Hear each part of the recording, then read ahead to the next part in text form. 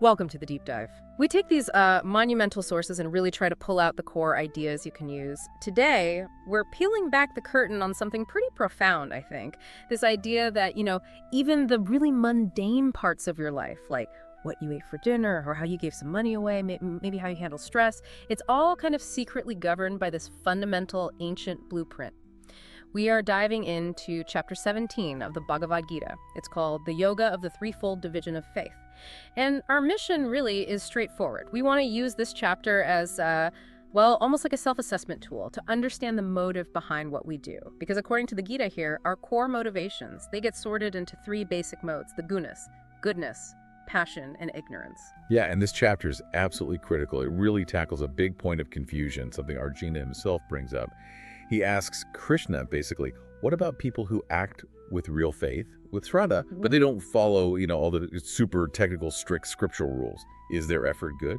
Yeah. Or is it just wasted? That's a huge quotient. It is. And Krishna's answer is fascinating. He doesn't just give a thumbs up or thumbs down on the action itself. He digs deeper into the very nature of belief. He explains that faith, Shraddha, it isn't just one single thing. It's actually threefold. It's shaped perfectly by whichever guna, goodness, passion, or ignorance is dominant in that person's makeup. And that internal state, that's what defines their whole spiritual path. It's less about ticking boxes externally. Okay, right. So let's unpack that. If our basic spiritual attitude, our faith, is sort of pre-sorted by our dominant guna, Sattva, Rajas, or Tamas, how does that actually show up? How does it manifest in the most obvious way, maybe in who or what we worship?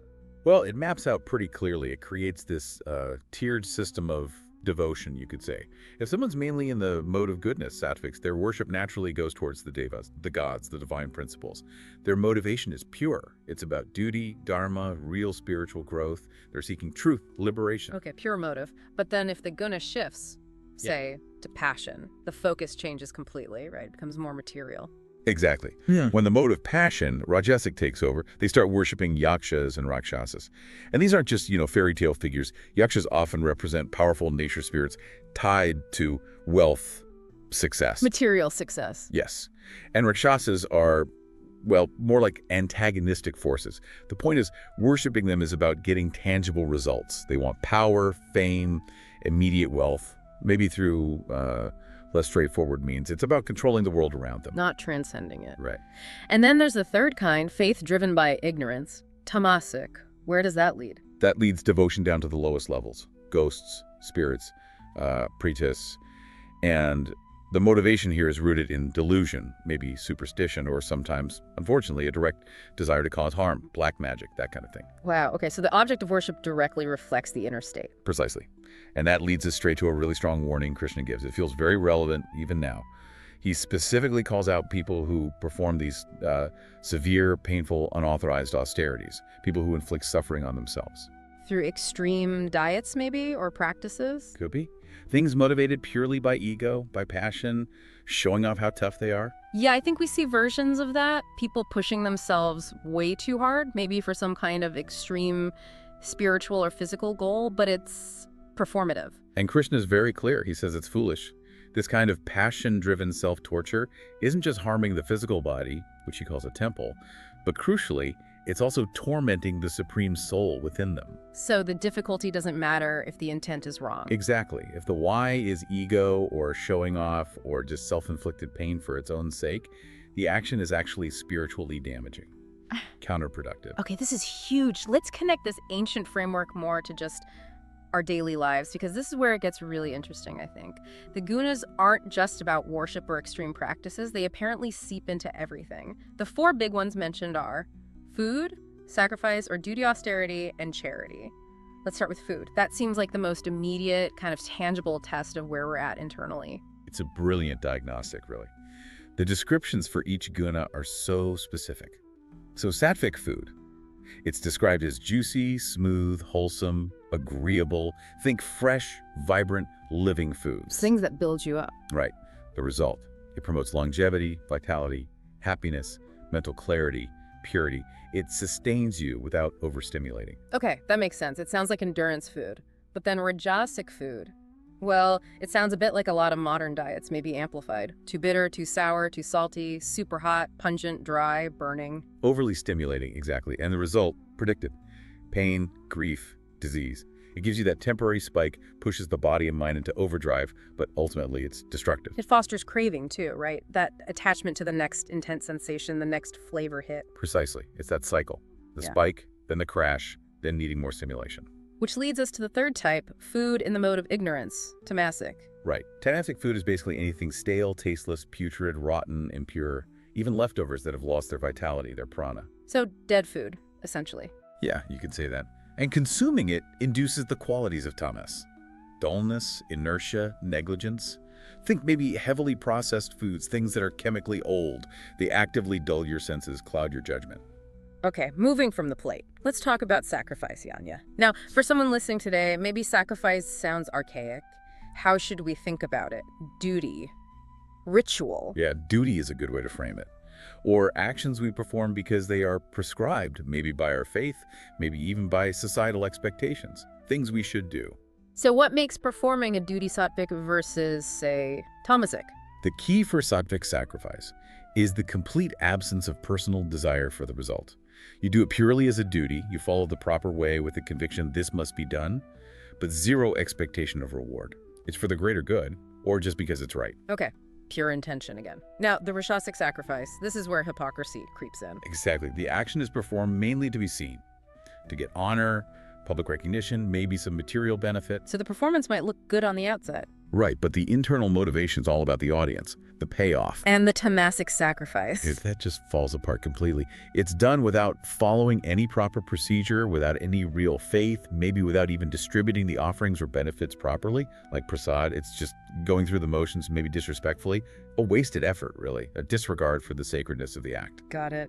Okay, this brings us to charity, Dāna. This one feels like it could be a really clear, maybe even painful mirror for our inner guna, because it reveals how deep our generosity actually goes, or doesn't. It does, and the standard for sattvic charity is incredibly high. It's given simply as a duty, at the right time and the right place to a worthy person. And here's the kicker. Without any expectation of anything in return. Zero. Wow, no strings attached, truly. Perfectly clean motive. Okay, now Rajasic charity, I have to ask. Isn't this maybe where a lot of modern visible charity falls? Given grudgingly, maybe, or with a very clear expectation of reward, like tax break, or your name on a building, or just lots of public praise. You're hitting on a crucial point. The external act, giving the money or help, is good, objectively beneficial perhaps, but the internal guna taints its spiritual value. The energy behind it is mixed with that desire for something back, for recognition. So the quality of the giving is different. Very different.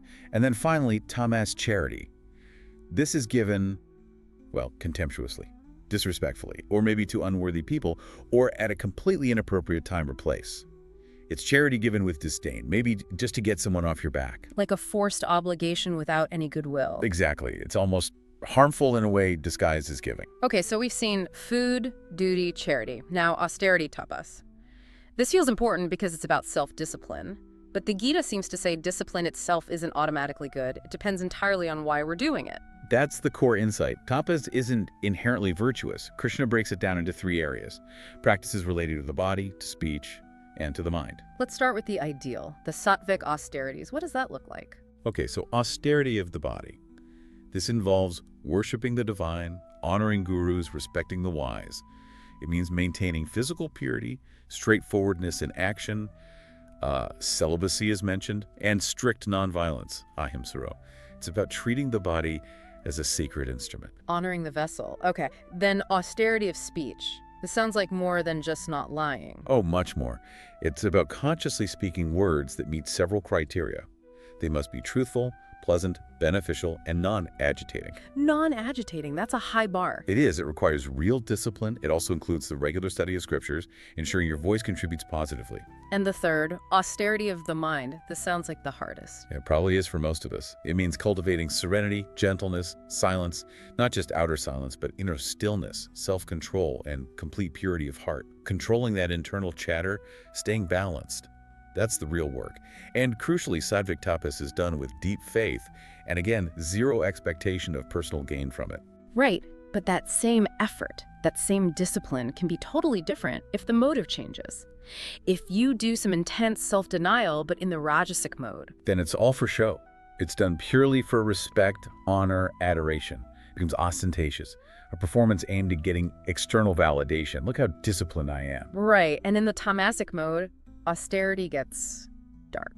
It really does. It becomes something done out of foolish stubbornness, maybe self-torture for its own sake, or worse, motivated by a desire to harm or destroy others. That's a disturbing thought. It's a profound paradox. Yeah.